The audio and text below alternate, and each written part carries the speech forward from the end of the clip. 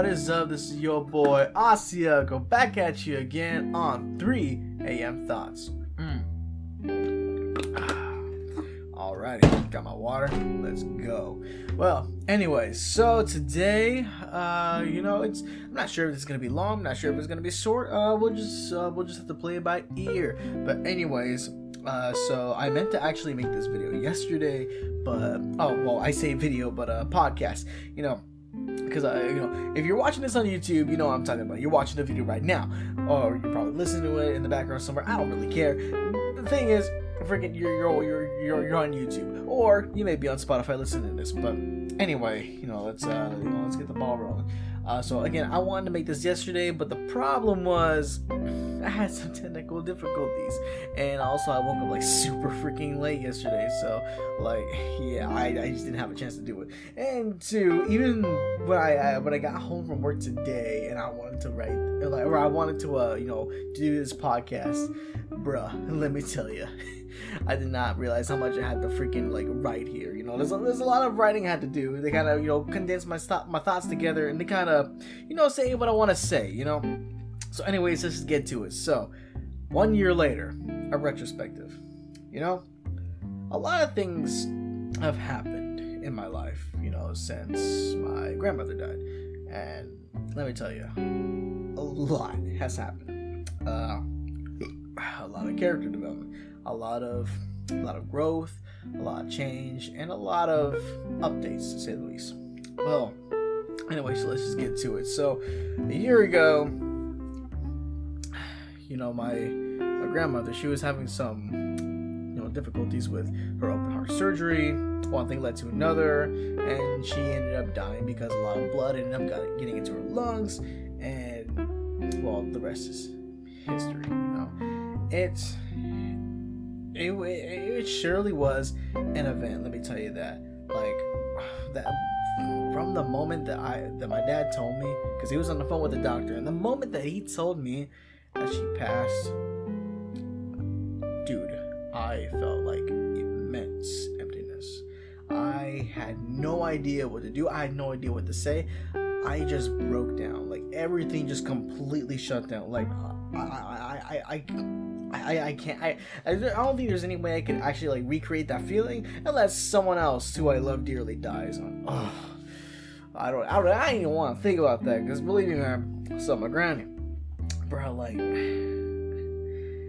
this, when that happened, look, none of us wanted it. None of us even expected this to happen so freaking early, and the whole fact that it did happen when it did, it just shook everything. It shook the entire family. Dude, let me tell you, this is probably the single most impactful event that's happened in our entire family since forever.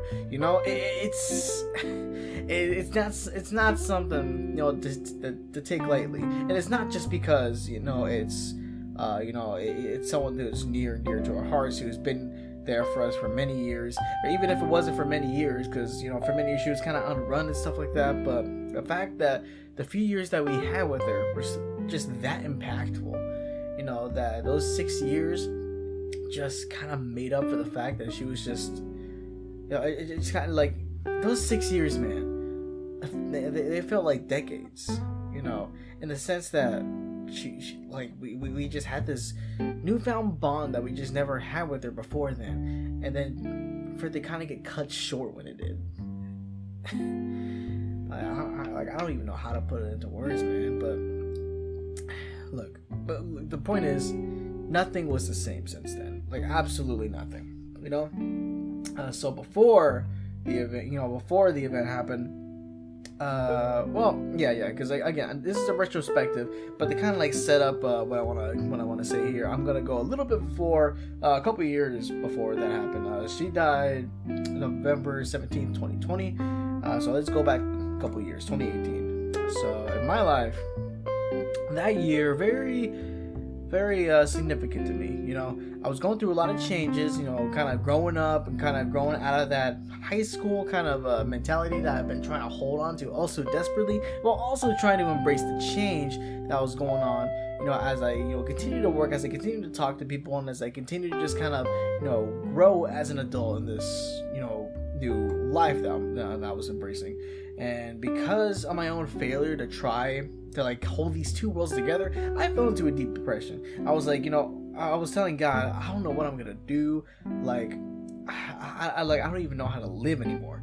Like, you know, I'm trying to do things this way, but I just can't hold on to that anymore. I mean, like, I'm not trying to avoid, you know, what's going on for me in the future, but I would rather just kind of for things to just kind of stay the way they used to be, you know, just for simplicity's sake.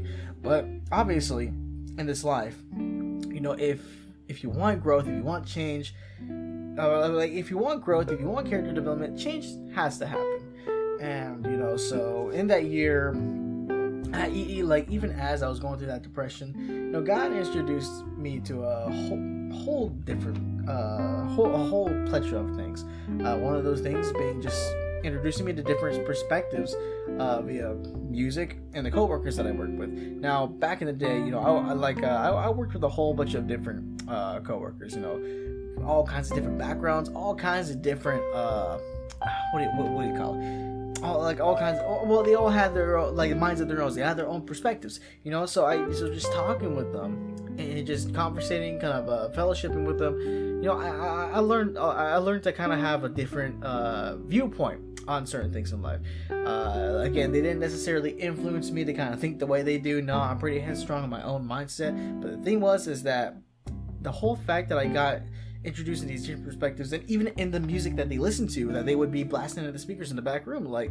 you know, even then, like, because before the kind of music I would listen to, I mean, like, I was pretty much like exclusively listening to, like, or almost entirely exclusively listening to Christian music, man. But then, like, the whole fact that I was, you know, that I started, well, I work in the back room, I started listening to things like, you know, Travis Scott, you know, and kind of a bad example considering that what happened recently, but like literally Post Malone, you know, and other artists as such, you know, because they played a whole lot of rap, but the whole fact that they started playing songs, like a lot of the songs that were coming out with that time, XFLiX and all that, and I started listening to the lyrics, and damn, let me tell you, I again, you know.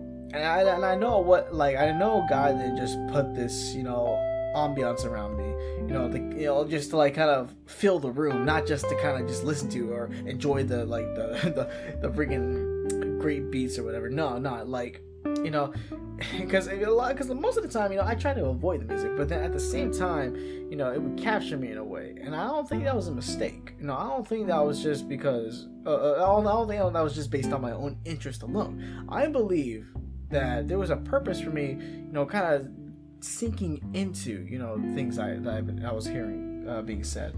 And, you know, when you put that together, and the fact that my granny, you know, during that year, like, so we were in the middle of a move, and, you know, and like a lot of the time, it was kind of before I started hanging out with my friends every single week, you know, so on my days off, most of the time I would have like nothing to do, so I would go with my granny to a whole bunch of places. You know, she'd be going to the cousin's house, she'd be going to this and that place, and I just go along with her, you know. And I met all kinds of people, man. I met all, like, dude, let me tell you, my granny, she was a magnet, you know. She was a magnet for all sorts of, like, you know, strangers, freaks, you know, weirdos, but all in a good way. Like, man, like, a lot of the people that my grandma met were some of, like, the coolest people that I know. And, bro, let me tell you, you know, she had a big, you know, knack for being able to just kind of talk to anybody, being able to kind of relate to anybody, and just holding a conversation with anyone. No matter, it doesn't matter who you are. You could be the president of the United States. You could be the Queen of England. You could be somebody from the gas station. You know, it don't even matter. You know, you could be weird. You could be normal. You could be whatever. You know, she could definitely hold a conversation with you. You would have a good time with her. You know. There was hardly anybody that I couldn't stand her. You know, actually, I don't even think there was. For as far as I know, I don't think there was anybody that couldn't stand her. But bro, like she definitely had a knack for impact, you know.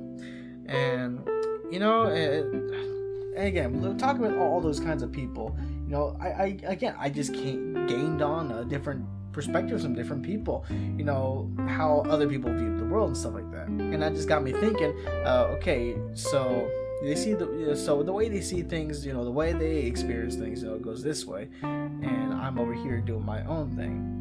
Where's God in all this, you know?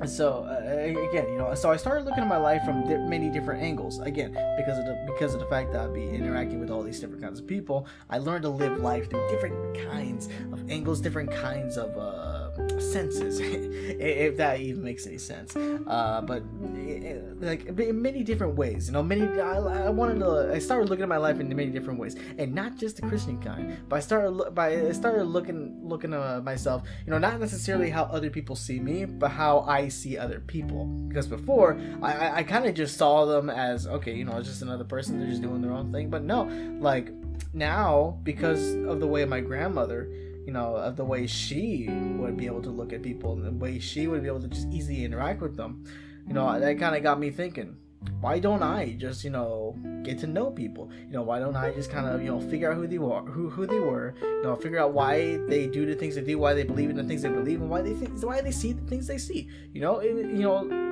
and my granny, she was a pro expert at that stuff, man. But me, like, it took me a while. I mean, it was hard for me.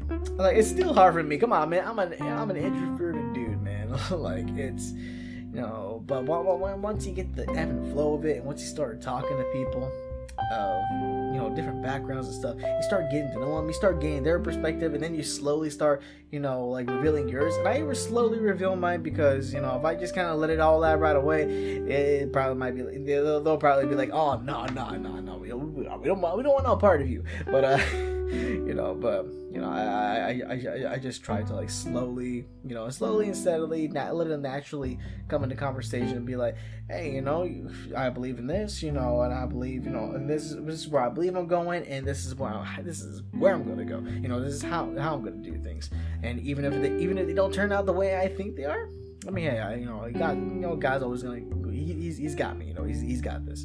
And so I started looking at my life through different angles, not just the Christian one. And let me tell you this, man. God, you know, he works in everyone, through everyone, in everything.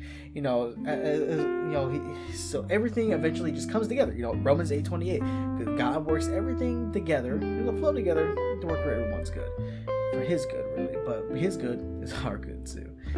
So, you know, going on, you know, and so during this time, you know, what eventually lead me out of my depression was that I learned to not take everything at face value. You know, taking things at face value, it doesn't do you any good, because you only see things in one way. You know, you only have like this one track mind. I'm not even sure if I'm using that freaking metaphor right, but you just have this one set mindset about something.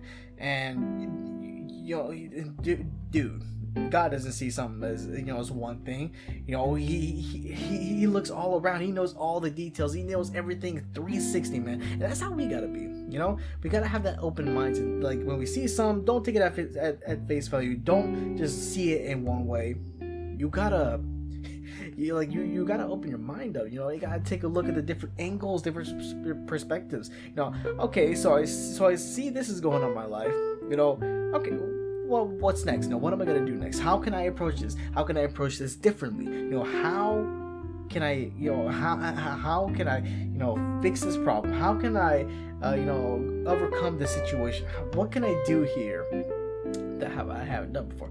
Like, you know, stuff like that. You know, and I'm trying to find my place in my notes. I got lost. But anyways, so let's move on to the next year, 2019.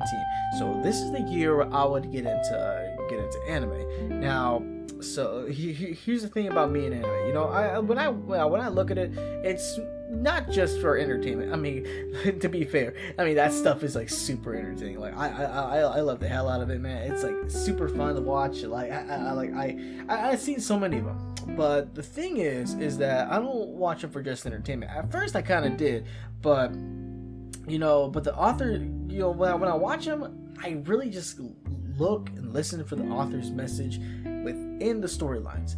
Because I watch a lot of shonens and the thing about shonens is there's always this concept of a young guy, growing, and not just their power, but growing in their mindset, growing as a character and developing as the person who they want to be.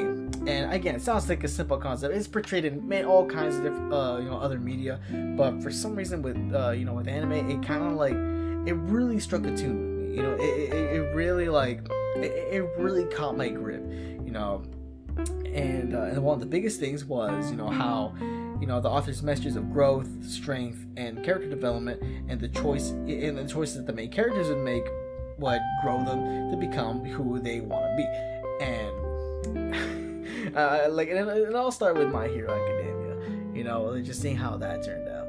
And from there on, it just kind of snowballed. I started getting into more stuff, started learning more stuff from the shows. Because again, when you look past the whole fact that it's an entertaining TV show, and look in between the lines, man. Look in between. Look at what the author is trying to tell you. You'll find some amazing things. And again, it helped me draw another perspective of how I could look at my life. Like, not just in the sense. Yeah, not just in the sense that that I can see myself as an anime character, trying to overcome obstacles, trying to grow in the experiences that I experienced, but more so in the fact that I started looking at my life, kind of like an anime. Filled with its own story arcs, filled with its own, twists and turns and obstacles I need to overcome, and then stuff that I learn and with these things that I learn, that help me grow as a person, that help me grow in my faith in God, that help me grow and and be the best man that I could possibly be in the eyes of God. And again, you're gonna hear me repeat this quite a bit, but and again, watching anime really helped me instill this philosophy that I've gotten from that last year, which was don't take everything at face value, because there is so much more to be learned. And again, it doesn't matter whether you're talking to people, doesn't matter whether you're watching worthwhile shows, it doesn't even matter if you're listening to a song or whatever. Don't take it at face value. There's so much more to be learned. There's so much more to be found. In the good, the bad, the ugly, the beautiful. It don't matter what it is. And so let's move on to the next year, 2020. Now, the year my grandma died. But let's go a little before she died. So before she died, like a few months before, I finally got a girlfriend. So after just constantly watching a whole bunch of rom-coms and stuff, and after just complaining and whining like a little turd, when God, can you give me a girlfriend? I'm so sad, I'm so lonely, I don't know what to do with myself. I'm so sad. Freaking after doing all that, he finally gave me somebody. Finally had me meet someone, and let me tell you, it wasn't long before I realized, well, number one, that was probably a big mistake. All that complaining was for naught, man. So first of all, I realized that I didn't really want to be with this chick, and then second of all, I really realized that this whole dating thing is really not for me. I mean, it works for most people, but for me, I literally just prefer to just kind of do my own thing, ride solo. I do not want to be strapped down by anybody at the moment. The only person who I want to allow to kind of strap me down in any single capacity would be God. So, but anyways, man. Bro, but and the relationship almost lasted a year. Actually, it almost lasted a full year. I think it was 11 months. Yeah, almost a full year.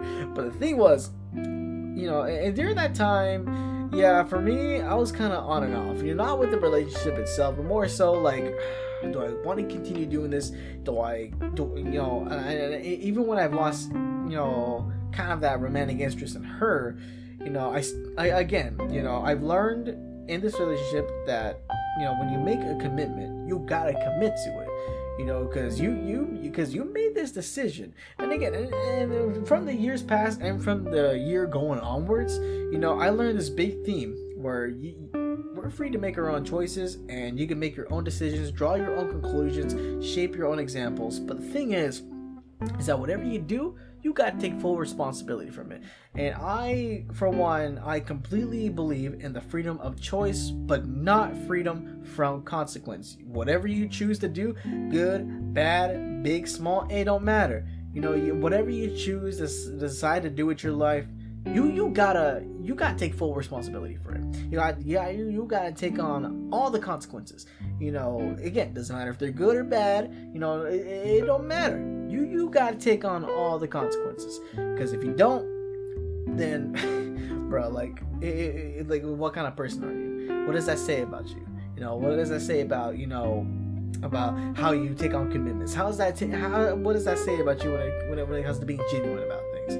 And I want to be genuine about everything I do, and I want the things that I say to actually have meaning. I want the things that I do to have meaning. And so, in saying that, again, so even though I wasn't 100% in this relationship, I tried doing as much as I could. I tried putting my 100 into it until eventually I just realized that I can't keep up the charade.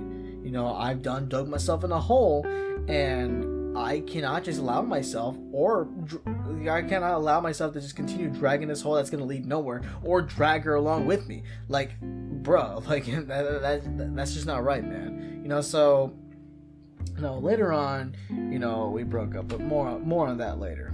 More on the reasoning and such. But anyways, we're talking about before my grandma died. Before my grandma died, we were still together. Even when she died, we were still together. But anyways, let's go on a bit more. So along with learning how long-term, commitments go, I also gained a perspective of how much work goes into the things we want. It doesn't even have to just attain to relationships and stuff. It can also attain to things you want to strive for, things you want to work for. Like currently, man, bro, let me tell you this: I want a house of my own. I want a house of my own, and I know I got the capability to do it. It was gonna take a lot of work, and man, let me tell you what. Although I did not 100% like this relationship, what went on in it, dude, let me tell you, it really brought me to the perspective of how much work truly goes into something that you believe is worth it. Now, I didn't believe the relationship was worth it, so by the end of it, I was just like, I'm not putting more work into this. This has to stop. I ain't playing charades no more. But man, bro, let me tell you, with everything else that I've chose to strive for, I now learn the true value, of the work that goes into it. And and again, speaking of value,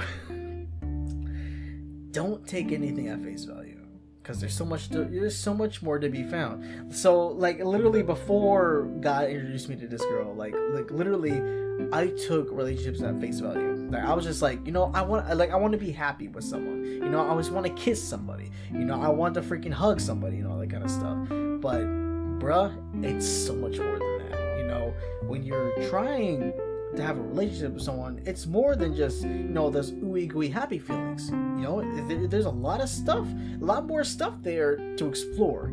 And that goes into more personal things. That goes into more, emotional things. That goes into more everything, man. Bro, you cannot just take it at face value, man. There's so much freaking more, to be said. There's so much more, to look into. But going onwards. All right, so now we go after the event. So what happened after November 17th?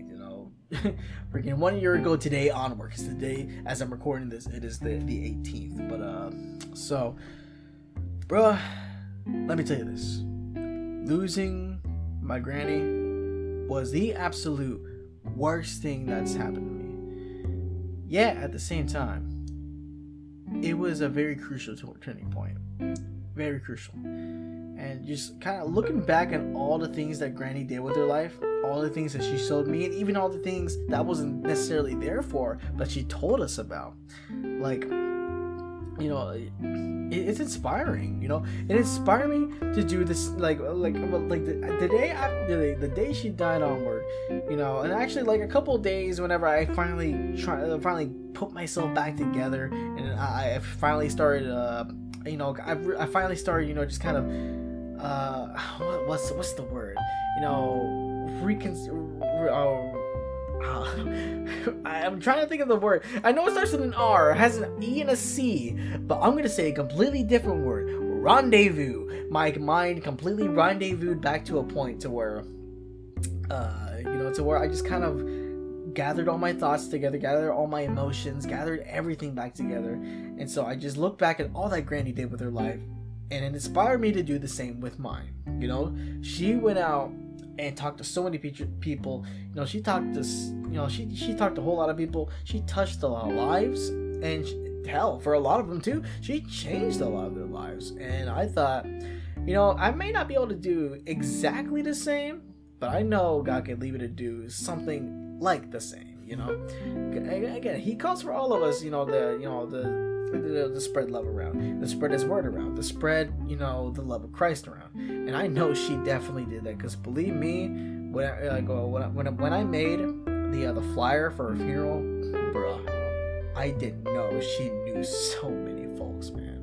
Like, ooh, man, that got me teared up whenever I saw that so many people were affected by this. You know, and it goes beyond, you know, bloodlines, you know, family bloodlines. No, it goes. You're like, no, you're going into like people that she's never even seen. You know, a long time before she died, and you know, again, hundreds of folks, and it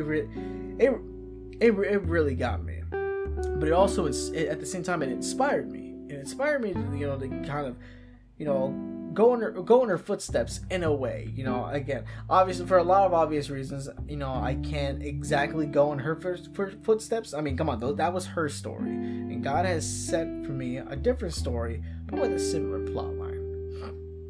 Somewhat similar. You know, there's also some unique things about my storyline that I know he's going to do, and which I will also reveal in a moment. Again, it's like I say kind of unique, but again, I'm thinking about it now, it is still a very similar storyline. But anyways, so from the moment she passed, bruh, I felt a part of my spirit die, and let me tell you, it was a big chunk, you know. And I think I like to theorize that, you know, the part of my spirit that died when she passed, like when I heard that she passed, was probably that part of me way back in my depression era that was trying to hold on to the past, you know, despite all the changes that were going on. Because believe me, between 2018 and even now, so much change has happened in my life. And so, but when she died, that part of me that was just trying to like keep everything the same how it was back when I was in high school, just it disappeared. You know, it just died. It died along with her. And I think the reason being was that, like, you know, we're not talking about, you know, we're not talking about just, you know, a single event happening. We're like, this is a whole beginning. This is a whole ending of an era. You know, like, this is a big, like, this is not just any kind of event. It is a giant turning point in everyone's story. And, you know, and as this happened, you know, that little part of my spirit died. But as you know, but while it died, I felt a part of my granny's spirit, you know, entering, you know, to fill in the spot, you know, and really thinking about it now and how it applies to my life now. Like, God definitely did. He would definitely use that, you know, part of her spirit that the part of her spirit that fill in the part of mine that died when she died. You know, God would definitely use it to kind of build me up as life goes on from there on. You know, it's kind of like, I don't know. It's kind of like, you got a car, right? And it's all fully functioning. It's fine. But then you got that one faulty, you got that one faulty piece. That's just kind of like, if it's not doing anything bad at the moment, but man, if it gets any more worse, it's gonna make the entire thing just like explode or something. I don't know. It's gonna make the entire thing dysfunction. But then like finally, you get to a point to where someone else's car just completely, like, it gets smashed in a wreck. It gets completely totaled, and you don't know what to do. You don't know what to do about it. I mean, you weren't part of the crash, first of all, but second of all, as they're salvaging the vehicle, that one part on your car, that's just kind of like, holding everything back. They decided to replace it, with that same exact piece from the other car, and it's in peak condition. They replaced the part, and the car just works absolutely better than before.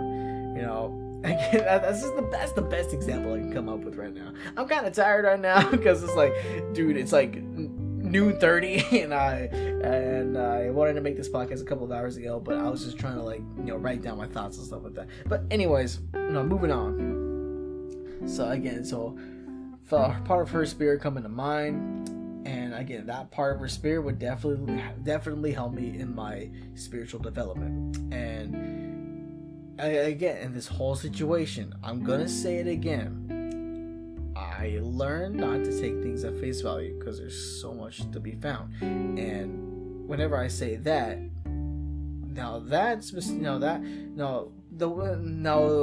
the place and time where that specific philosophy came into play isn't a long period of time. Like I'm still like it's still applying to me today. Do not take everything at face value because there is so much to be learned, so much to be found. And I learned to value the people around me like immensely. Dude, like literally, like I think a day before, even a couple of days, even a day before, hell, the week before, my granny died. I was just going at it with my folks, man. Like, there was just a whole, there was just a whole little episode of drama going on, and there was some disagreements, there was some bickering, bruh. Let me tell you this: in the midst of all that, whenever my granny died, that very next day, very next week, whenever this happened, whatever in accordance to what the time was, it don't matter. When this event happened, instantly I dropped every little piece of grudge that I had on me, and I realized that the importance of those around me who I dearly love, like my family, my friends, even close coworkers that I work with or have worked with, or at least held very critical conversations with. I realize they're like, bruh, I just literally lost my favorite person. This can happen to anybody. I gotta start treating them better. I gotta start loving them more. I can't just sit there on the sidelines and just expect to kind of just exist. I want to live. I want to live my life with these people. I don't want to just exist in the same world as these people. And so I also learned that we're all here for a purpose, and when it's fulfilled, you're done. Because, dude, personally, I believe that, and again, this was a big, and this was just kind of a big point that we all learned, or that we all realized. She is 55, dude. She was so young when she left, and there's much older people in her family that are still living, and at that time we're just asking why her and why now, but really, in the midst of all that, I started thinking, she's done a lot, with her life, and I like to believe that at that moment, when she finally passed, God told her, "Good job, my child. That whatever whatever was the purpose that he sent her down here for was fulfilled. And because of that, he got to take her home. And so having that thought in my head made me realize that I've got a purpose too. And even though from time to time again, you know, I kept on like misinterpreting it, thinking it was one thing or the other, bruh, we have a purpose. It's fulfilled. We're done. And dude, she touched so many lives, man. And I may not touch not nearly as many lives as she did, directly and indirectly, brother. I know I got a purpose. And so I started purpose searching again, because for the longest while I thought he wanted me to work in a church. I thought he wanted me to go into kind of like worship music and all that. But no, I completely misinterpreted from the day I got saved onwards. You know, when I got saved, I legit thought that because God told me he wanted to be a leader in worship. You know, those are his exact words. And so I thought, oh, he wants me to be a worship pastor. And then as time goes on, I'm not interested in playing instruments. I don't listen to not nearly as much worship music as a future worship pastor should. And, well, I can't sing. But that's another thing. And I thought, oh, well, I can still be just a worship leader. Still, nah, man. But then I was just kind of lost for a while, man. I was just kind of lost. And so, bro, like, before, even starting a little bit before, but definitely a lot after her death, I was watching this anime called Black Clover. And in this anime, I've learned about the importance of making, you know, the headstrong choice of overcoming and becoming stronger than whatever God throws at me. And now what was thrown at me, what life threw at me, was this whole, was this whole event with my grandma dying, but two, with the little epiphany that I had afterwards, which was, you know, truly what is my purpose and how am I gonna find it? Well, God told me just keep doing what you're doing, keep going on. You'll find it eventually. It'll come to you. You'll know when it comes to you. And again, so I was watching Black Clover, and I was just binge watching it. It was like the only anime that I was watching for like the longest time.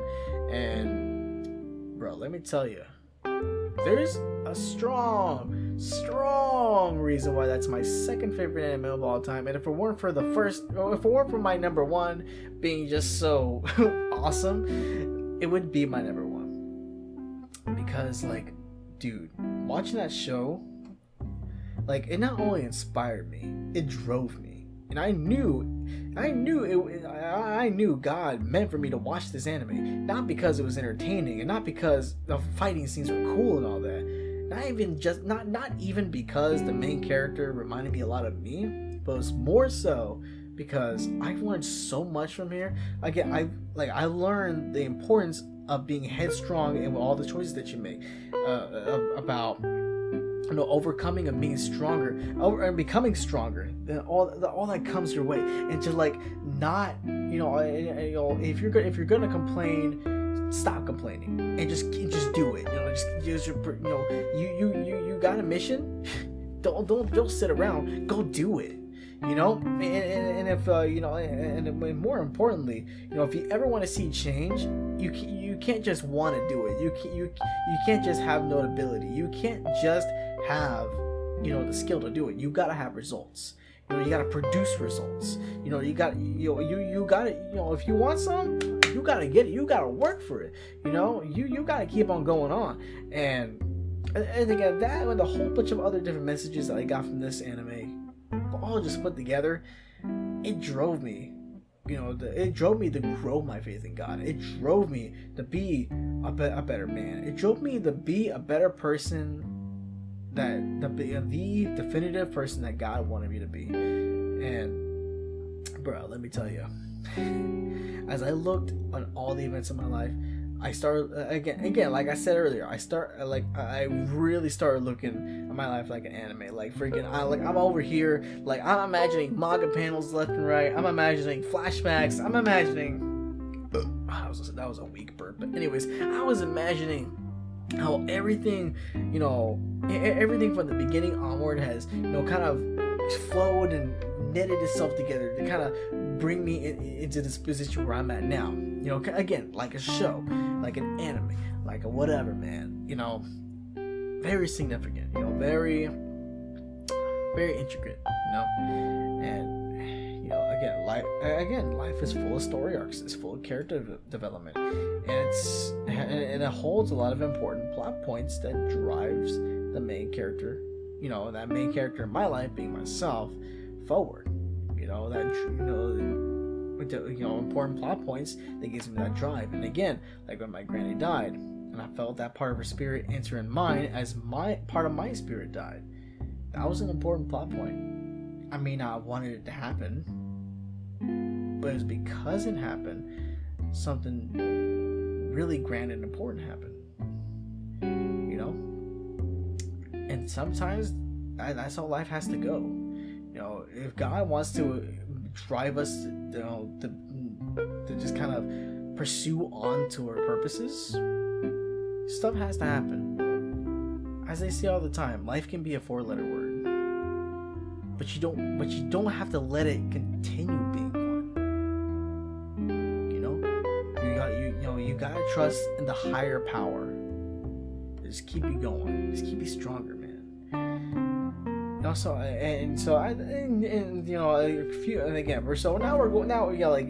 we're in 2021. This is about March-ish. I started going to life groups, right?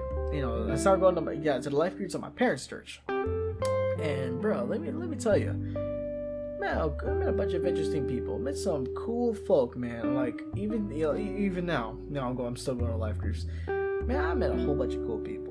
Started talking to them, even if I don't talk much, because again, I'm still an introvert. But dude, like the stuff that we would discuss, it's more than just therapeutic. It's immensely helpful. Like, bro, like talking to these people helps me grow my spirit in a way that I never had before. Because again, I've talked to a whole lot of people, but it's not too often I gather around with a whole bunch of people and we're all in the same motivation of just growing with each other, kind of doing life together.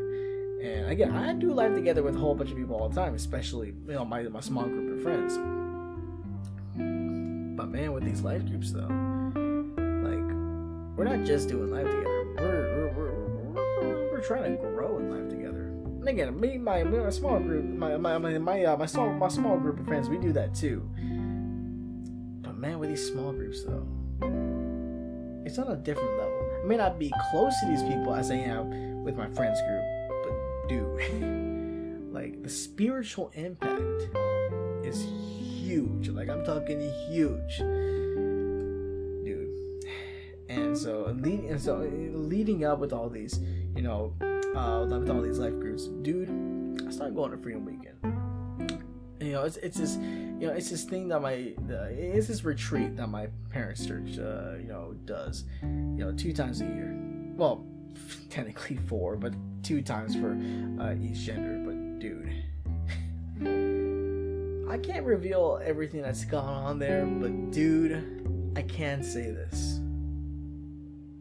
God revealed to me what my true purpose was. And he broke so many chains that were just holding me down. He gave me a spiritual epiphany. He gave me a mental epiphany, emotional epiphany. Dude, like there's a reason why they call it Freedom Weekend. It frees you from everything that's gone on. And again, just like with my granny, it was because of what happened with my granny, it would lead to this other important event, Freedom Weekend, in my anime arc of life.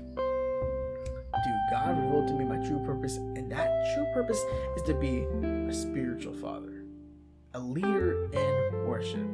As I continue to worship God, I will be a leader, and I will lead somebody. Now, here's the thing. To this day, I still don't want to be a father. I don't want to be a biological dad. Look, brother, let me tell you this, man. If I'm ever gonna be called daddy, it's gonna be about my future wife. Even if I get married. As of right now, bro, I'm good. I don't want I don't want to be tied down. But if I ever decide to change my mind and maybe get tied down with somebody, bruh, she's gonna be the only one who I want to call me daddy. But bruh, like aside from that, no kids, man. No kids, man. No kids. But here's the thing though. I've completely accepted, the role that God's given me, and that's to be a spiritual father. To help someone grow in their spirit and their spiritual development and their walk with Christ, and not even just in that, but in life in general. And bro, just being a close leader to somebody, as they grow in their life and grow in their faith, bro, like, it became known to me that everything in my life that goes on, big, small, good, bad, beautiful, ugly, it don't matter. That everything that I'm experiencing is for the sake of this kid, man. Like, again, and that's the thing. God's always giving me visions that I'm going to be the spiritual father to somebody. But however, though, every time I see this vision, it's always this person at different ages. So I'm assuming that I'm probably going to be with this person for a long time. Look, man, and here's the thing. I don't know where this person is. I don't know who this person is. I don't even know if they exist yet. I don't know if they born. like I like to theorize that it might be my sister's one of my sister's future children, maybe like my nephew or something like that. But at the same time, I can't be too sure. It might be just some random kid I meet one day and be like, "Hey, you're cool. We should hang out more." And then it turns out, years later, happy birthday, spiritual son. But anyways, but moving on from that, man, like, bruh, like, with everything in my life shaping me to be the man that I need to be, it makes me immensely happy to know that everything that goes on, even the sad things like the death of my grandmother, they're all shaping me to be the man that I need to be a great spiritual father,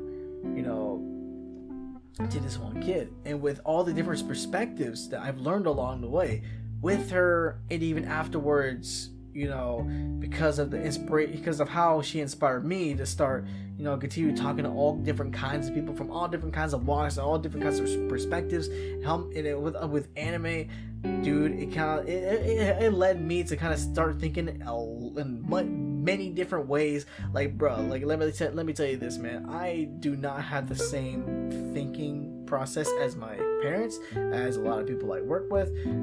Kind of similar with my friends, but even then, like, still very different, still very distinguishable at least. And bro, let me tell you, like, the way I look at things, the way I view things, the way I think about things, and the way that I can possibly explain things to other people, bro, like, I know God's building me up to be different for a reason.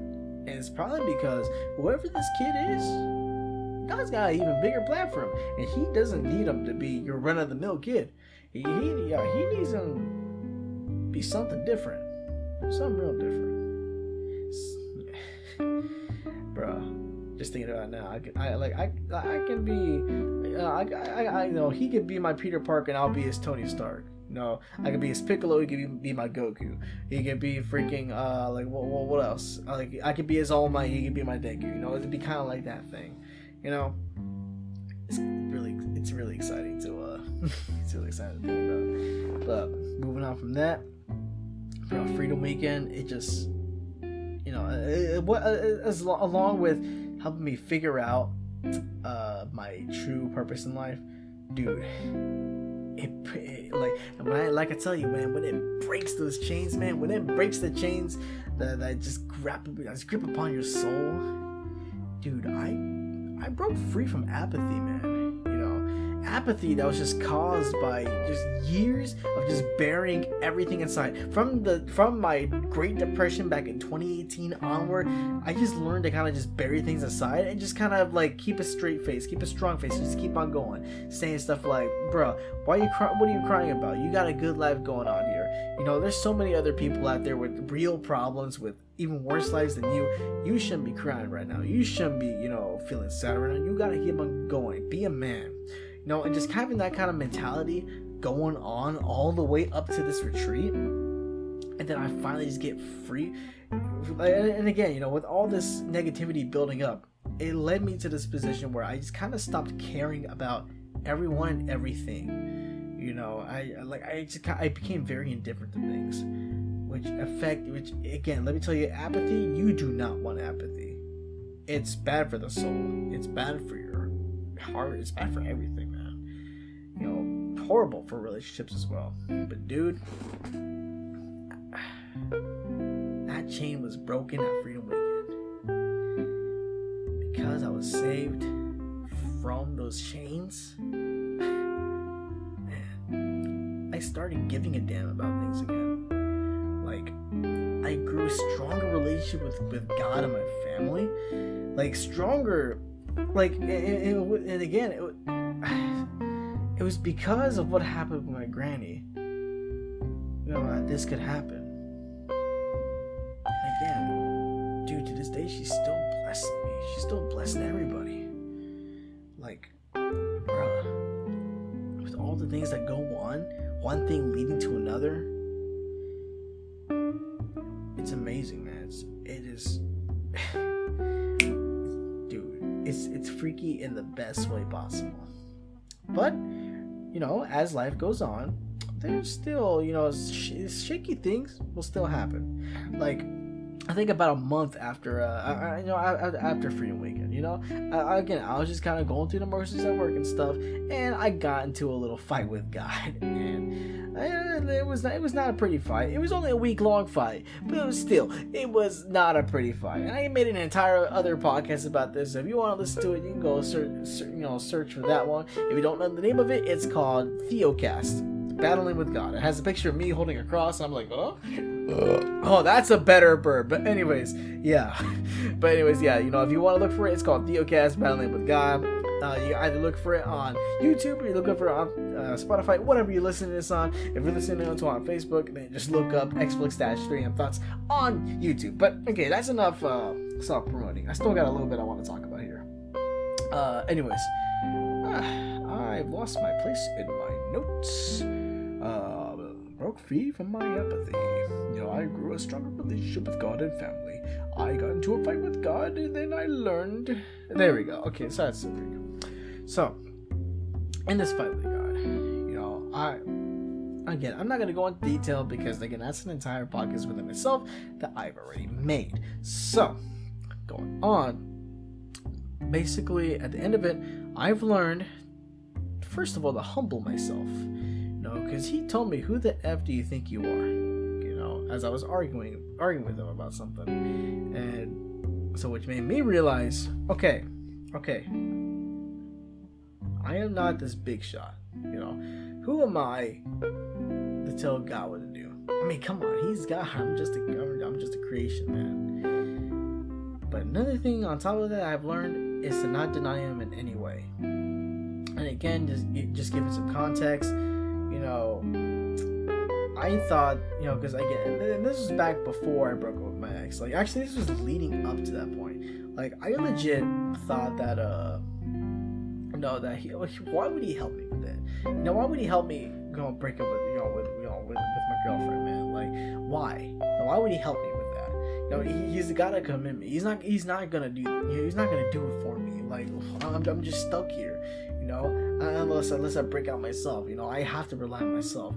And again, one thing led to another. We got, he started yelling at me, and I started yelling back, and then, and bro, dude, let me tell you, again, one thing led to another, and then basically he said, who the hell do you think you are? Who are you to just kind of think of, who are you to try to fit me into your little frame? Ask me. Go ahead. Ask me. And so I asked him, okay, fine. Do you want to help me break up with this girl? And he said, surprisingly, he told me yes. And at the church service that next Sunday, pretty much really confirmed everything. And that led me to go do what I had to do. And so, from there on, So first of all, I stopped denying him in every little thing that I stopped denying him in anything that I would do, because again, and again, looking back in it now, looking in retrospective of that, he needed me to break up with that girl.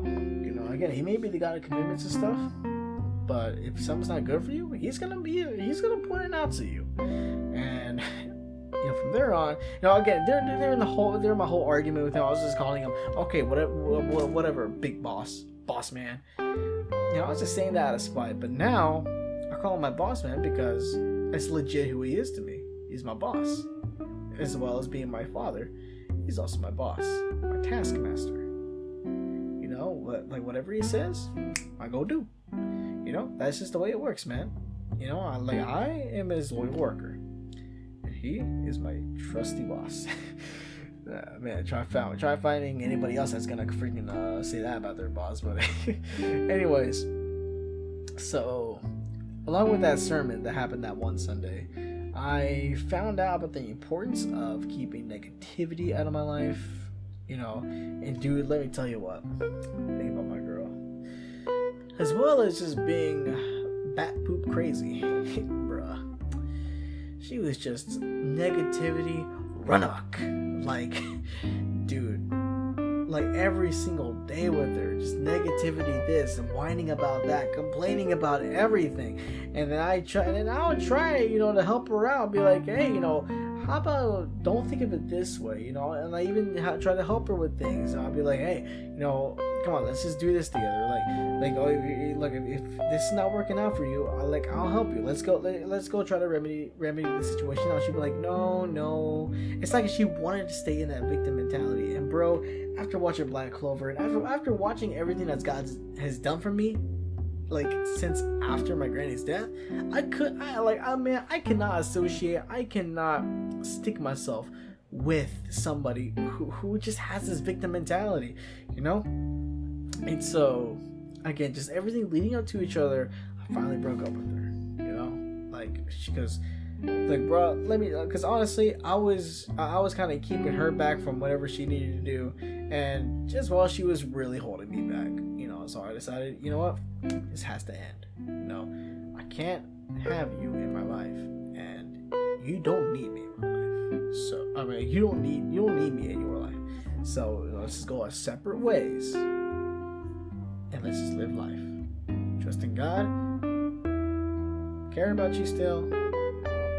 But I need to leave you. I need you to go. And that was sort of how I broke up with my crazy negative ex. But anyways, moving on from that, because of that, dude, I learned the true value of freedom. I did not realize how good I had it until I finally lost my freedom whenever I got a girl, man. Just having to sacrifice so much that I didn't want to sacrifice. Bruh. And now that I can put all my focus into the right things, dude. Bruh.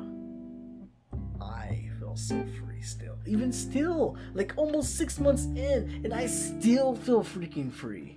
I ain't taking that crap for granted no more. No. Hell no. But dude. And on top of, learning to live in freedom, enjoying freedom, acknowledging the freedom, I've also learned to live recklessly. Now, don't get ahead of me now. So when I say live recklessly, I literally only mean I literally mean that I'm only moving what God tells me to move. If God tells me that it's time to do something, it's time to do something. If God wants me to change positions at work, then He'll tell me. If God wants me to do, if He needs me to do something, He needs me to say something, it don't matter what it is. I gotta go do it. He's my boss, so I got no other choice but to remain obedient. In fact, even that in itself is a choice. But because I choose love, Christ is the ultimate example of love. He was obedient, to His Father. I must be obedient to my boss, But anyways, let's move on with my notes. When he says move, you gotta move your butt, man. But anyways, even if it seems that if I'm going in the wrong direction, brother, you'll let me know. You'll let me know if I'm doing something right. You'll let me know if I'm doing something wrong. Because, dude, every sermon that I listen to, every reoccurring songs that I play on my shuffle, my Walkman, every anime episode that I watch, every game that I play, every conversation that I hold with people, and every Bible scripture that I read will confirm or deny whether or not I'm going in the right way. Kind of sounds kind of weird when I word it that way, because you're like, well, why not just read the word? You read that and God will talk to you there. But dude, God talks to me in so many other ways too, on top of the word. He literally talks to me, explains things to me through life itself. Like, again, open your mind. Stop having these preconceived notions about who God is and how he operates, and instead just be open enough to think, okay, it's not like God's gonna talk to me through somebody at the freaking coffee shop later on. No, why would he do that? Next thing you know, next thing you know, there's this random homeless guy, at the coffee shop. He's out talking to you about, hey, so God told me to tell you this, blah blah blah. But anyways, I'm getting off track here. Okay, so last few points here. So moving forward, let's see. So a few months later, actually literally in recent months, I've really learned to emphasize the importance of making choices. One of God's greatest gifts to mankind, man. So let me tell you this. I even said this earlier. I, for one, believe in the absolute freedom of choice. Like, I forgot what the exact scripture was, but it was one of the Apostle Paul scriptures, if that narrows it down. But so literally, where it says, everything is permissible, but that doesn't mean everything is good for you. Again, in life, we can make every decision we want possible. You want to listen to secular rap music? Go right ahead. You want to do this or that? Go right ahead. But you ain't free from the consequences. We in every decision that we decide to do, we decide to go on, we gotta be responsible for the choices that we make. So if you do something, it turns out wrong, and then you're gonna end up getting punished for it. Don't come crying to me. Don't come crying to God. Don't come crying to anybody. You done screwed yourself. You done screwed the pooch yourself, and now you got mutated hybrid puppies running around, man. Like, it's all on you, man, because you decided to make that choice. Look, choices are important. But there are right choices, there are wrong choices, and there are just choices that are choices, but that lead to other choices that can be good or bad, right or wrong, blah, yada, yada. Choices are one of the, drawing our own conclusions about things, just making our own, grabbing our own examples, drawing our own conclusions. Making our own personal choices, even the personal choice to choose God and to choose love over just being able to just do whatever the heck we want, is what makes us human. It's the very definition of what God said whenever he said he created us in his image. He doesn't mean physically. He means in the fact that we have these free-willed minds. That truly separates us from the animals. That truly separates us as a distinct creation that's made in the image and likeness of our Lord Almighty God. And it's probably one of, if not the greatest gift that God has ever given to mankind. Choose today who will you serve, yourself or the Lord. Anyways, let's move on a little bit forward here. And and actually recently, in this past Sunday, my pastor, he was preaching a sermon, and so I'm not going to preach the entire sermon. No, I got a little chunk of notes here. So I learned that in our freedom to choose anything and everything, what comes first is the importance of love, the true definition of love, not the love the world, not what the world calls love, which is those ooey gooey feelings. Oh man, I feel so horny about you. Yeah, I sure do love you. 1 week later, Oh, well, I ain't horny for you no more, so I guess I just don't love you. Nah, but nah, not that kind of love. No, true love. A love that is selfless and of self-control. Because that's the thing. Christ was selfless, and he had his own self-control to not indulge himself within his divinity, and to not indulge himself into the things of this world. And as followers, we must emulate that. We must choose love over just the freedom to do whatever the hell we want. And on top of that,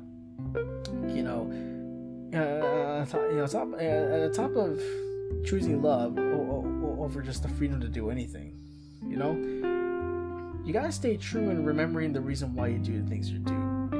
You gotta be distinguishable from the whole world around you. The world's gotta look at you and at least say, okay, you're pretty different. What's so different about you? And if you want to make it more clear, if you want to make it more obvious, looks like that Jesus thing really is turning out well for you, But either way, you need to be distinguishable from everybody else. Even if you look the part, even if you sound the part, they're gonna see you, and they're gonna see that something's different about you, because you're producing the fruits of the Spirit. You're doing it all in genuine faith. You're doing it all in what's that word? Sincerity. And dude, we must do this in all the things that we do and we say, even the things we don't do. Gotta make on all the things that we do and don't do. You gotta make it distinguishable. You gotta produce the fruits of the spirits. Because man, let me tell you, if it's driving you, whatever you choose to do drives you forward, by all means, go crazy, go wild, do it. But if it's only pleasing yourself and not doing anything else, bro, it's just filler. And now, don't get me wrong, filler can be a good thing, because sometimes, sometimes it's a good thing to just enjoy life, just enjoy the things in your life. Like, shoot, you want to just sit down and play Call of Duty for a few hours? Play Minecraft? Go right ahead. But don't make that your entire life. Don't make that your idol. Don't make it your God, man. Like, for real. Like, don't let your whole existence be surrounded by something that's just so temporary. Something that fulfills nothing. Because how good would a cake be if the cake was just all filler? It's not very good at all. So neither are our lives. They can't just be filled with filler. I mean, they can have a bit of filler for some flavor and stuff, for some fun, for some happiness. But truly, though, we should not be in the pursuit of happiness. We should be in the pursuit of God, which means being in the pursuit of making choices that will help us learn, grow, and develop. Because, bro, choices are like the most important things we can ever do. So what are you going to choose? Are you going to choose God? Or are you going to choose filler? Which one? So, let me get on to my conclusion here. Yeah, I wrote this in almost an essay kind of format, and I also kind of freeformed a bit, but anyways, let's go on here. So, in conclusion, and I do mean many things have happened, since she left. Not even the household looks the same. I can't, we had 6 people living in the house, 2 dogs. Well, now we're down to 1 dog. Not because the other one died, but because the other one was kind of being, a dick to the other. And, my other grandmother, she didn't die, but, she went to go move back in with her husband, after a little while. And so again, not even the household looks the same. Not even the house looks the same because there were some updates that went on. Not even my job looks the same because I'm in a whole different position now. But dude, let me tell you, everything that I was able to experience in order to grow my character, to the way it is now, all the good things I've experienced, all the bad things, all of the things that God has put in my path, to grow me to my current state, it's all because of her. It's all because of what he did with her. He took her home, and it was a sad, painful, very emotional day. It was a very big event. But it was because of that event that I was able to make that big turning point. Now, this is all just in my life. Imagine what she's doing in the lives of others. Imagine what she's doing with, again, my parents, my sister, my great grandma, everybody else that was close to her. Imagine what her death had done in her lives. Their lives. Because I know it hit me pretty hard, and not just emotionally, but the whole fact that so much change, good change has happened. And I was able to embrace it all. Losing her was terrible, but God used this terrible thing to spark so many changes.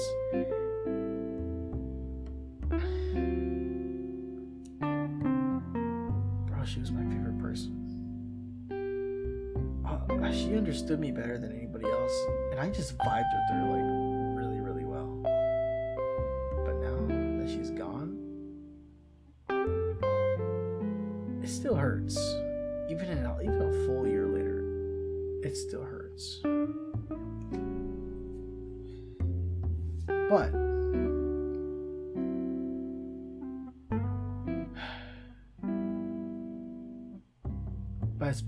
it's from that hurt that I can remember the hope and purpose that I now hold dearly, because I decided to make the choice to keep an open mind about what God was doing in this whole situation, knowing that she didn't just die for nothing. It was for a purpose. It truly taught me to not look at everything at face value, because there's so much more to learn. There's so much more to be found. There's more that meets the eye. And I thank you, Grandma. I love you, Grandma. I thank God for all the things that he was able to do. It still hurts. It was a terrible thing that happened in our family, but it wasn't all for nothing. I can see that truthfully with a smile on my face. Well, that was my retrospective for 1 year later. I feel good. Anyways, tune in next week for more lighthearted podcasts. Anyways, this is your boy Asiago with 3am Thoughts, signing off. Have you a good one.